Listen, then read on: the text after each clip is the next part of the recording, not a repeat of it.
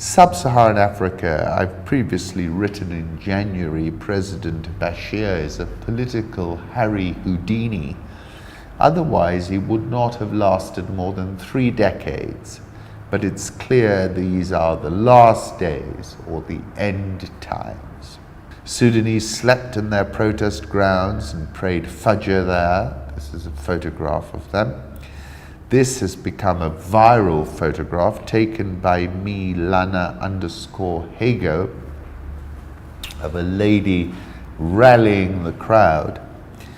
And Jason Burke tweeted about that photograph, "The revolution will not be televised, but it will be live streamed, Facebooked, tweeted, Instagrammed, WhatsApped, etc., etc. Brave woman."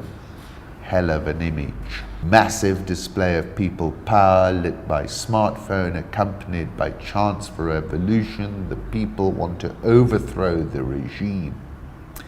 That goes back again to that article where I was calling him a Harry Houdini and quoting Kapuscinski, if the crowd disperses, goes home, does not reassemble, the revolution is over. In Algeria and Khartoum, we're seeing that it isn't, that they're not going home, they're scaling every day higher and higher. And this comes to the street. The revolutionary contingent attains its ideal form, not in the place of production, but in the street, where for a moment it stops being a cog in the technical machine and itself becomes a motor, machine of attack. In other words, a producer of speed.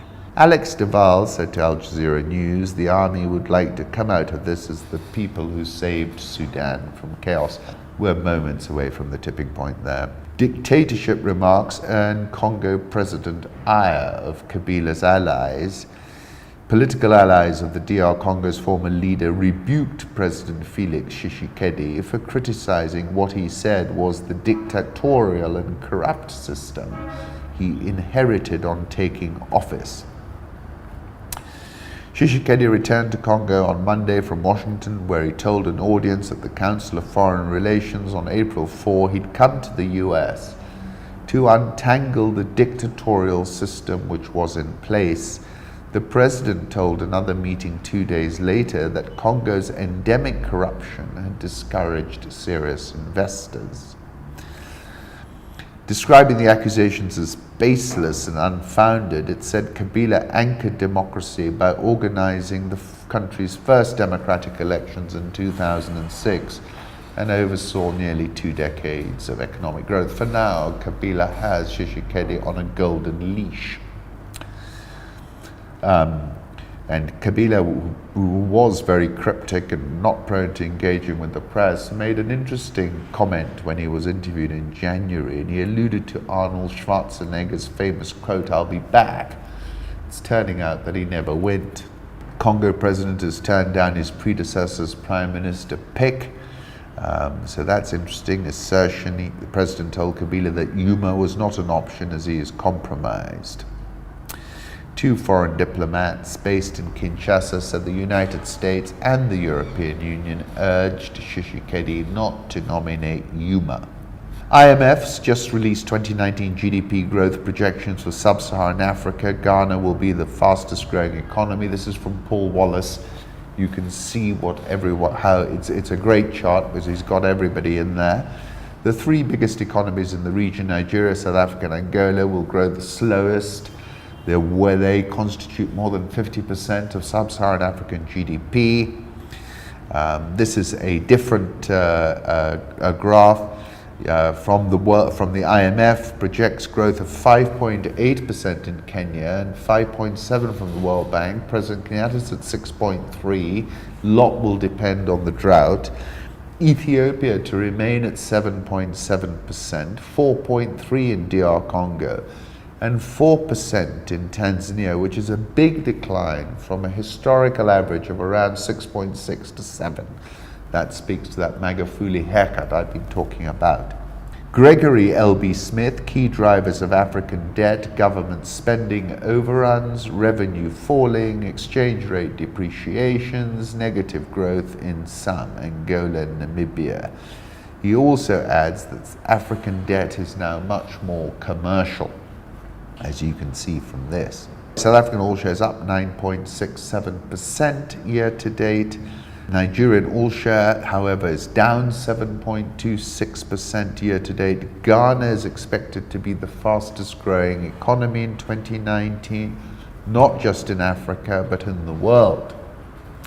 We have high hopes that good adult literacy and good enough electricity means it can boom for decades to come. Charlie Robertson. Ghana Stock Exchange is down 3.48% year to date. Mother of all border post slow-ups.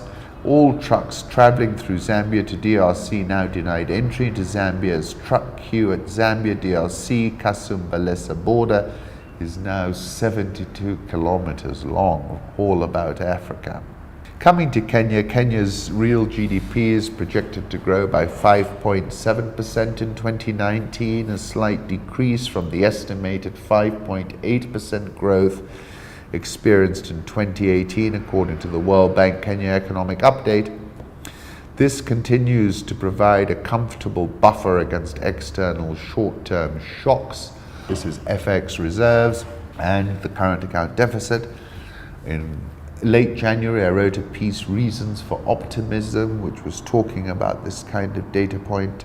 This is a debt to GDP, which according to the World Bank seems to be tailing off, but I think that's because of the GDP denominator they're using. But they're saying that external and domestic debt is 51% to 49%. Notwithstanding underperformance in revenues, the fiscal deficit narrowed to 6.8% in full year 2017-2018 from 8.8% of GDP in full year 2016-2017 due to a significant contraction in development expenditures and a marginal decrease in recurrent expenditures. The World Bank says favorable weather explains the 2018 rebound in the agricultural sector. The analysis shows that Kenya's agricultural total factor productivity, TFP, declined substantially before stabilizing at a relatively low level in recent years.